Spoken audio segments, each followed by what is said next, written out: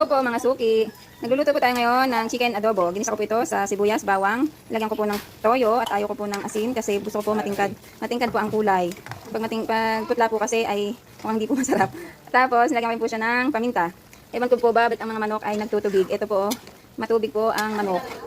Hindi ko po ito nilagyan ng tubig pero nagtutubig po siya. Hindi ko na po ito tinakpan para maiga po siya ng mabilis. Dahil gusto ko po pag nag-adobo ay gisang-gisa po at bago ko po timplahan ulit ng toyo suka ay gusto ko po ay nalabas na kanyang sariling mantika. Yan po, lumalabas na po ang sarili niyang mantika. Ito po ay para hindi po durog, wag po halo ng halo. Bagya lang po ang ginawa kong paghahalo kanina para hindi po siya madurog. At hindi po ako naglalagay ng cubes o iba pang seasoning na may betchin para iwas po tayo sa mga chemical effect. Yan po, itinabi ko po muna ang chicken at tatanggalin po natin ang excess oil para hindi po natin makain ang mantika o kolesterol ng manok. Ganyan po ang ginagawa ko tuwing ako pinagluluto. Kahit ano pong klase ng luto na lalagyan ng salsa o sabaw na pwedeng igisa ng mabuti ang manok, ganito po ang ginagawa ko para iwas po tayo sa masyadong kolesterol. At ito po, kolesterol po yan eh. Mula po yan sa taba ng manok. Ang gamit ko pong mga brand ay Dato Puti. Yan po sadya ang aking gamit dahil malinamnam po siya. Hindi po siya basta maalat. Malinamnam po ang lasa ng Dato Puti, toyo at suka. Ako po maglagay ng toyo at suka ay tansyahan. Pero, kumbaga po 2:1.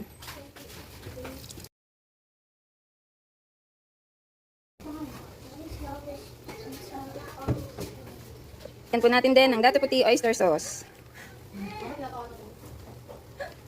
Sarap po ang adobo pag may oyster sauce.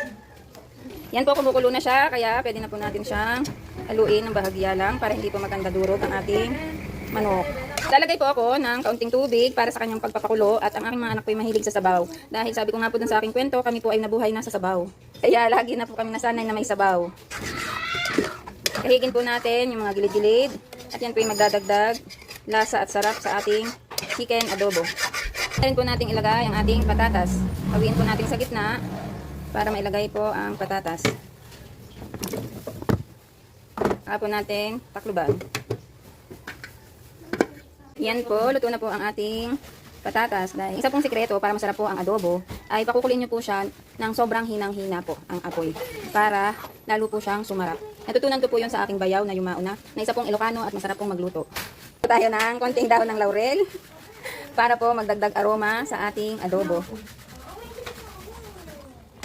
Yan po, konting kulo pa po para lalo pong sumarap sa sobrang hina lang po ng apoy at ready to serve na po yan mamaya. Ito na po ang ating chicken adobo. Nilagyan po natin siya ng itlog kasi masarap po sa adobo ang may itlog.